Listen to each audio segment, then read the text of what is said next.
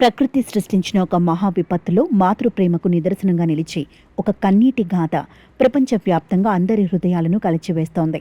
వెనుజులాను అతలకుతలం చేసిన జంట భూకంపాలు ఒక స్టార్ ఫుట్బాలర్ ఇంట్లో ఘోర విషాదాన్ని నింపాయి.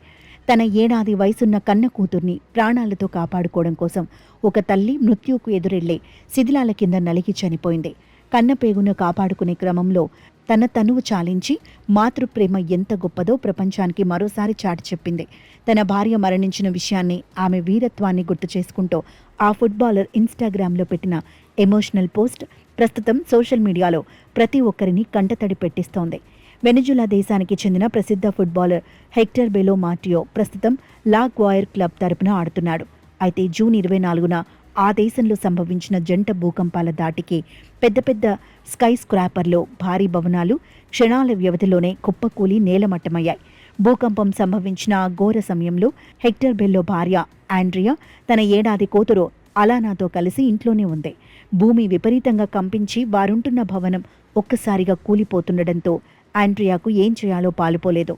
అంత పెద్ద ఉత్పాతంలోనూ తన ప్రాణం కంటే బిడ్డ ప్రాణమే ముఖ్యమనుకుంది.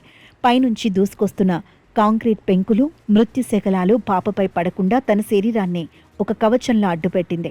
భవన శిథిలాలు మొత్తం ఒంటిపై పడటంతో ఆండ్రియా అక్కడికక్కడే ఊపిరి వదిలేసింది.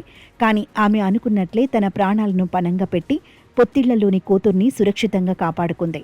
భూకంపం ముగిసిన తర్వాత ఘటనా స్థలంలో రెస్క్యూ టీం సహాయక చర్యలు చేపట్టింది. ఆండ్రియా మృతదేహాన్ని శిథిలాల కింద నుంచి బయటకు తీస్తున్న క్రమంలో ఒక్కసారిగా ఒక చిన్న పాప ఏడుపు శబ్దం వినిపించింది. రెస్క్యూ సిబ్బంది ఆండ్రియా చేతులను పక్కకు జరిపి చూడగా లోపల ఏడాది చిన్నారి అలానా ఎలాంటి గాయాలు లేకుండా మృత్యుంజయరాలిగా ప్రాణాలతో నవ్వుతూ కనిపించింది.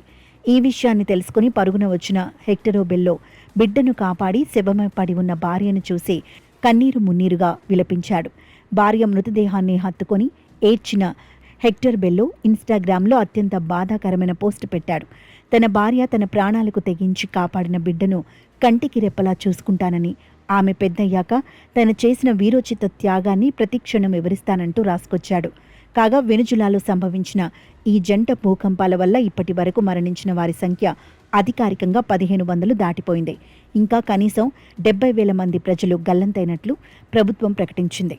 అక్కడ ఆర్మీ సహాయక బృందాలు రాత్రింబవళ్లు శిథిలాలను తొలగిస్తూ ప్రాణాలతో ఉన్నవారి కోసం గాలింపు చర్యలు కొనసాగుతున్నాయి.